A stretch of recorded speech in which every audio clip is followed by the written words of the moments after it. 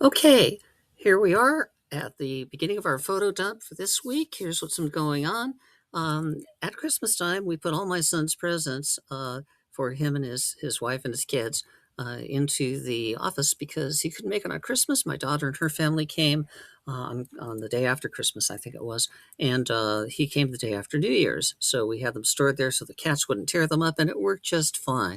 Moving right along.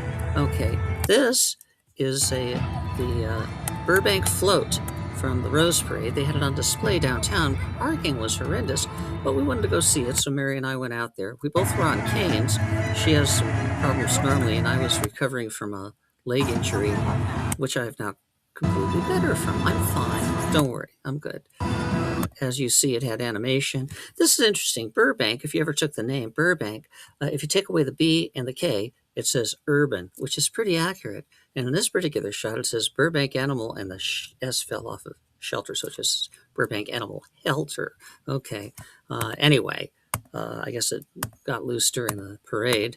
Nice float, good animation, a little rickety, but it moved. It moved. All paws on deck. Yeah, pretty good. Oh, this is a Smilodon skull, saber-toothed tiger that Teresa printed on our 3D printer, which is a Prusa Core 1. And she made it for a friend who is a veterinarian who specializes in cats for a Christmas present. And now he has it on his desk. Uh, you notice the coloring. She hand painted it after 3D printing it specifically to match the skulls taken out of La Brea tar pits, so they have that slight brownish color, and they have a gloss on them for preservation for the real fossils, and so does this. But look at those teeth. She intentionally left the area that would have been covered by the gums that is more prone to absorb tar dark, and the areas that are more tooth-like didn't get as dark in real fossils until she replicated that here. Anyway, it's a pretty cool thing. She makes all kinds of stuff with her 3D printer that we have in our room. Yeah, okay. And in our room, a friend of ours made this for us about 15 years ago. It's just a piece of glass with a piece of canvas behind it and a frame, but it's the best noteboard you ever saw. You write on it with dry marker stuff and it comes right off. So if you want to make one for yourself, you got to do that. Hold on just a second. I got to go answer my phone. I'll be right back. Don't worry. I'm not going anywhere.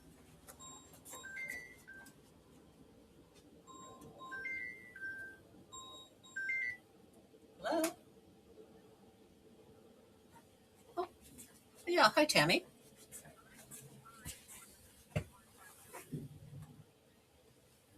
Okay, I'll probably be in there tomorrow, but yeah.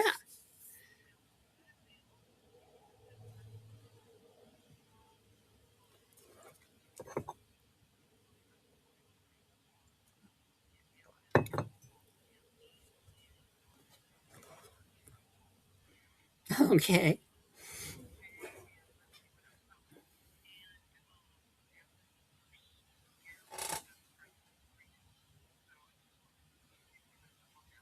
No problem. No problem. Very good. Thank you so much. Okay, you too. Bye bye, Tammy.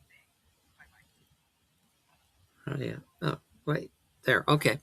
Yeah, that's medicine for our cat. And, these calls come in. You never know. Anyway, here we go. That's Mary and me. Mary and me at our 50th wedding anniversary, which was the 24th of January this year. And we went to the smokehouse in Burbank and had an absolutely fantastic meal, filet mignon and incredible stuffed twice baked potato. And it was just great. Wonderful mood, wonderful lighting. It's just fantastic. Now, this attracted my attention as I sat there at the couch and saw it. I said, art is everywhere, and I love abstract art, and I knew I could do something with this, so I took a few shots and ended up with this one here, which is number 902. And if you don't know what it is, you didn't see the context on the outside, you just go, what an interesting pattern. What made that? Well, of course, it's our drapes that were originally hung in the patio that we used for our bedroom in 1979. That's when they originally went up, and we've never changed them. Generations of cats have had their way with it, and also just they're really threadbare and need to be replaced. So We'll get to it. We will. We will sometime.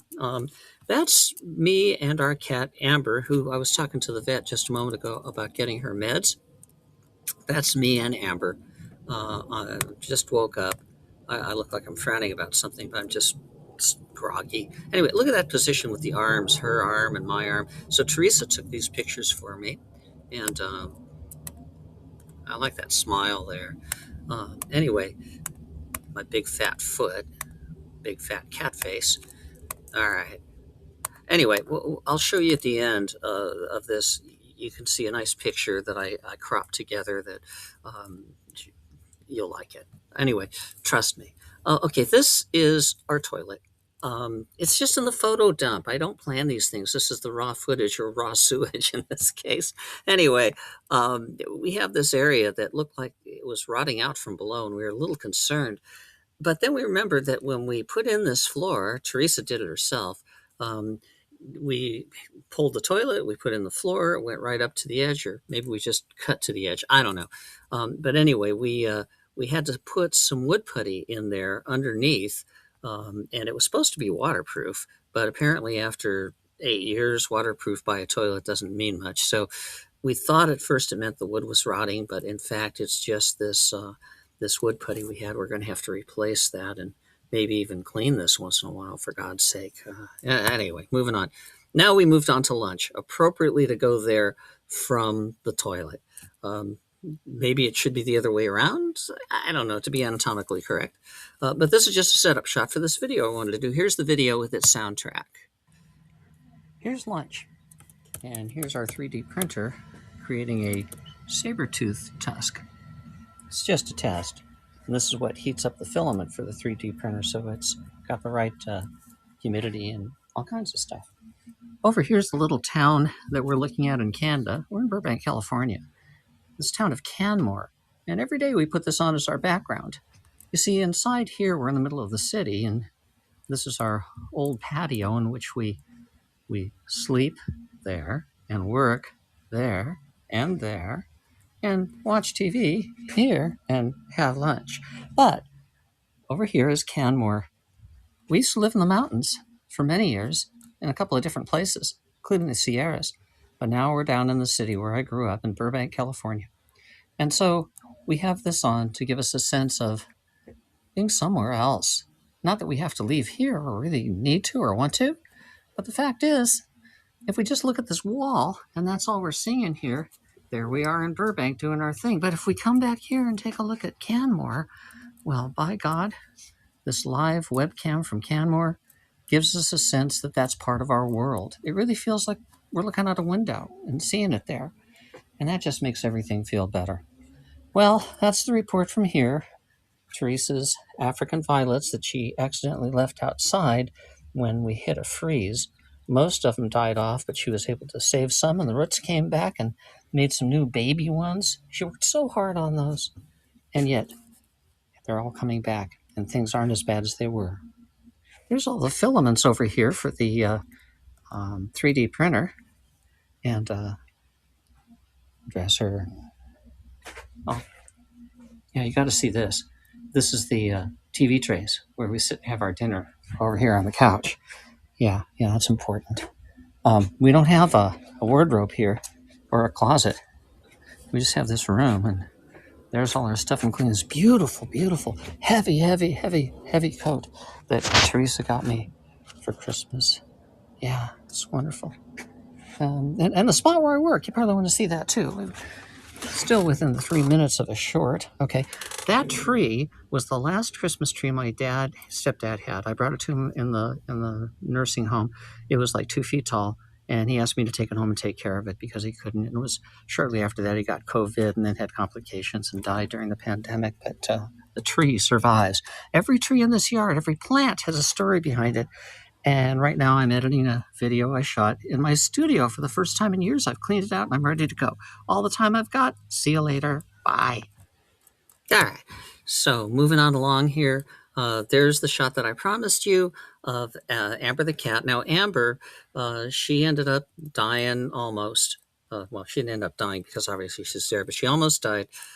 Just about a year ago, she had an intestinal blockage, and that intestinal blockage was made up of fur, which her fur, if she's not shaved, is like 3 inches wide. She's a big puff, and it's all orange. It's gorgeous, but it's also sticking together like Velcro and stuff. So it got clogged up inside her with some human hair and the fur. And she also turns out she had IBD, which meant that when something gets stuck in the intestines swell up and then it won't pass at all. She had to have emergency surgery. She would have died in like 2 to 3 days if we hadn't gotten her in and found people who knew what was going on. And they saved her. It's $12,000 to have that emergency surgery, but we saved her little life. She was only a year old at the time, and she'd already had a couple surgeries before we got her from the ASPCA as an adoption. But then 3 months later, to the date, on the 24th of May, she had the same problem again. And it's like, oh my God, what are the odds of that? So it turned out that it looks like it was the fur, not just a strange thing.